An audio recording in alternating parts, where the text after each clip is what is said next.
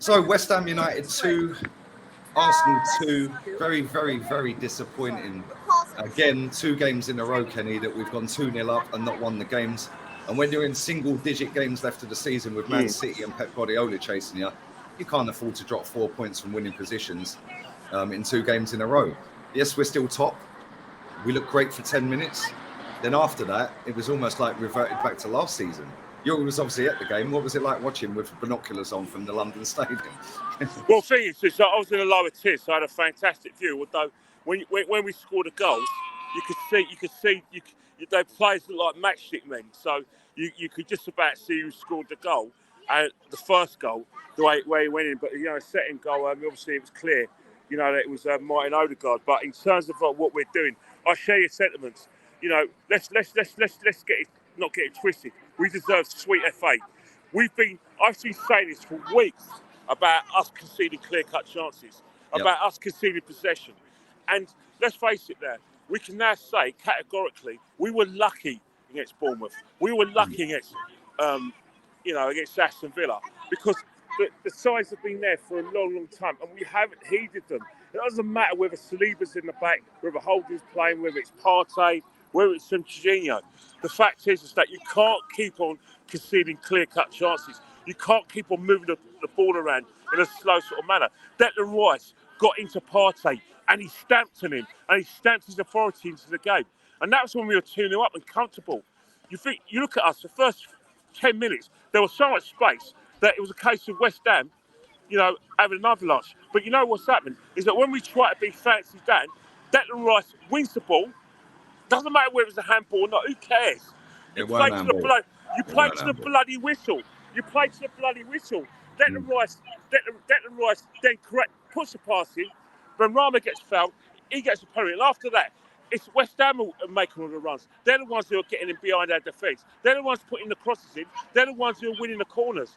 And it was a case of us. Well, hang on here. We're the team that's going for to the title. It's my mate Roger. We're the team. All right, Rog, you're fun. Yeah. So we're the team going for the bloody title. Yeah. It looked like we were on this kind of West Ham's level, and not one of our players comes away with any credit. None of them. They were poor, all of them. Every single one of them. You could have taken anyone off, and let's not say that Saka was affected by his penalty miss. He was poor before then. Martinelli was poor before then. Jesus was playing way too deep. Allowing West Ham. I was shocked he subbed him though. I was shocked he subbed him off because Saka should have come straight off, mate. He's been poor at Anfield and he was poor again today. Yeah. Saka was the one who should have been sacrificed. But then again, it's a case of basically taking doing a bit of pick and mix or multiple choice and deciding which player you want to take off because all of them could have gone off. The only player that came away with any credit today was probably Gabriel. Apart from that, you can't say anything else. Rob Holding got roasted by Mikel Antonio. Yep. I thought Benjamin White was nowhere to be seen. Kieran Tierney struggled, and because he tried to play like Zinchenko. When we've been crying out for Kieran Tierney to be an orthodox left back and stop the bloody crosses coming in. But what's he do? He goes and plays anywhere but bloody left back. Mate, it's crazy there. When I was watching it, Tierney in that first 20 minutes when we were on top, the amount of times he gave the ball, I love Tierney, The amount of times he gave the ball away in that first 20 minutes when we were playing well, And then after that, like you said, it was almost like he was everywhere but left back. But that is obviously an instruction from the manager, and he can't do it. He can't do it. That's not his game. And it's on his match. But then you look at Granit Xhaka, he was pathetic today. Pathetic. He was nowhere. He allowed that. Odegaard was poor. He scored a good goal. Great goal. But he was poor. He didn't get on the ball. The same sort of thing. Second game in a row where he's been taken off because he's been ineffective and had no impact on the bloody game. That's that's what's frustration. Granit Xhaka again, nowhere to be seen.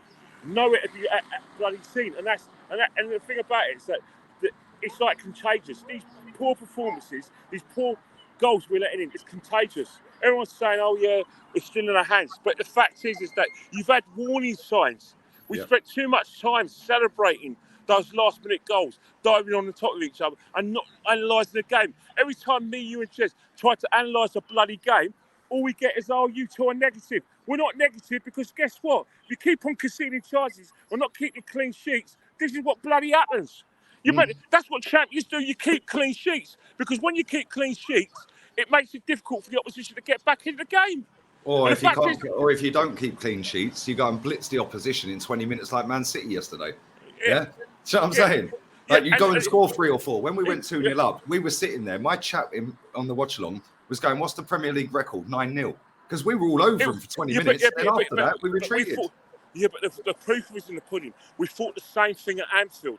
We thought that when we're at Anfield, it's going to be the same situation. It's not like that. The fact is that when you 2-0 up, it's like it might as be like a 1-0 lead, all right? Because before, in the old days, when you were 2-0 up in a game, it was game over. But nowadays, with the fact that we've got a lot of injury time in games, in terms of like today we had 3 minutes of injury time. At the end of the game, we had 5 minute game. There's enough time for teams to do it. And normally, when teams are 2-0 up, they need one idiot to make a mistake. They need one idiot to bring the crowd into it, and that's what we did last week.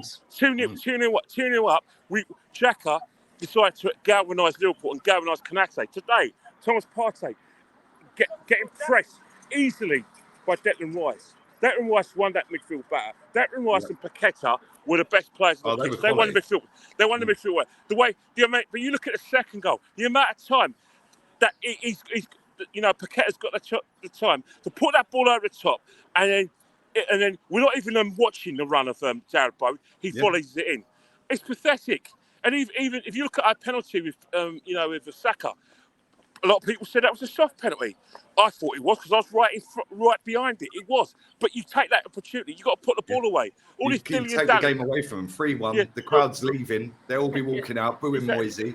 Yeah. Instead, you got them riled, and that gave them. I don't think that was the turning point necessarily. It wasn't a turning point. It was a turning point. No. Yeah. The reason why it was a turning point, and people say it's a turning point, is because of the fact that they scored shortly afterwards. But the fact is that the goal was coming. Goal was coming.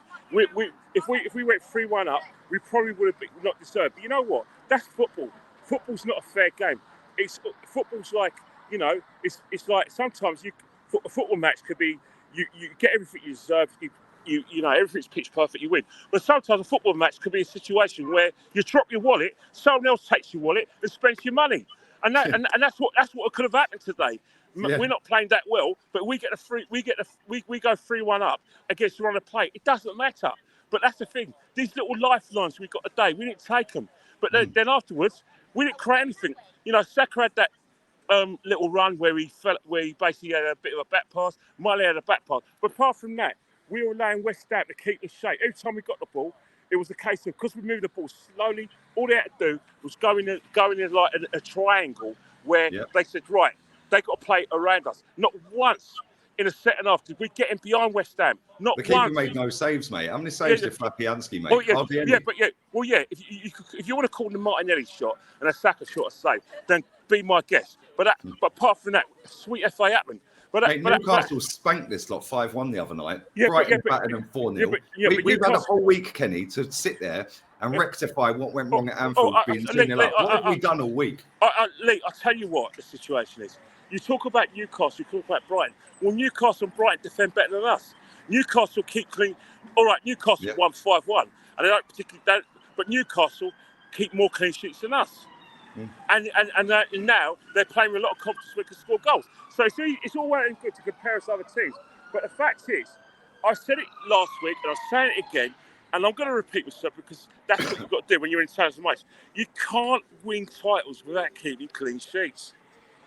Yep, facts. Absolute facts. No, it's mad. Where do we go from here, Kenny? Because we are 4 points clear and they got a game now. Where we go is we play Southampton. Are you confident? Yes, we are confident because Southampton are shit. We're going to beat Southampton comfortably. And then what's happening is that's the Man City game. But the fact is, the Man City are a juggernaut. They are scoring goals. They're taking, and the fact is, they defend better than us. And the problem we have with that Man City game, because I've seen a lot of people this week from the fallout of our fan cams and other shows that we've done there, saying, "Oh, why are you lot so negative? Man City are the greatest team in the world right now." Let them Yeah, be. that's cool. But if we had beaten Liverpool, which we should have 2-0 up, and beaten West Ham, That's right. it doesn't matter how good they are because we'd be 8 points clear. And that's the thing. We win our games. Everything City does in terms of Haaland scoring goals is irrelevant, but we've made it relevant with the fact we keep dropping points. Facts. So people say it's in our hands. Yes, it's also Man City's hands. They beat us to the Etihad, and they win all their games. They win the title by 2 points. That's providing we win our games because, as you said before, there's no guarantee we're going to win. We're going to get 3 points if we keep on defending like this. And people don't get the bloody message. They think that we're all moaning and think. The fact is that it's a 38-game season, and when you get into bad habits, they become bloody contagious. Yeah. Defensive mistakes get contagious. Continue giving the ball away. It's bloody contagious. When are we going to learn? You can't keep on making these mistakes because guess what? All you need to do is you give any team in the Premiership an opportunity to get back in the game. They grab it with both hands. West Ham did it today, and Liverpool did it as well. And that's the thing. This ain't a rant. This is telling the truth. We're not criticising because they've been fantastic to us. But we're in the championship rounds, and this is about men and boys. We've got to be men now and stop making those mistakes. Absolute facts. Absolute facts, mate. Listen, get yourself home safe, mate. Yeah, and get out of there alive. No. I've been a right cow today. I've got a tube all the way back there. I won't stick around, mate. So I'm in Ivory now. So I've got a tube for the game. I saw a few people who don't like us very much. Well. Yeah. So anyway. Have a nice evening, man. And we go again. I'll see you tomorrow, mate. Get home safe, all right? We bloody go again. Come on. Laters, mate.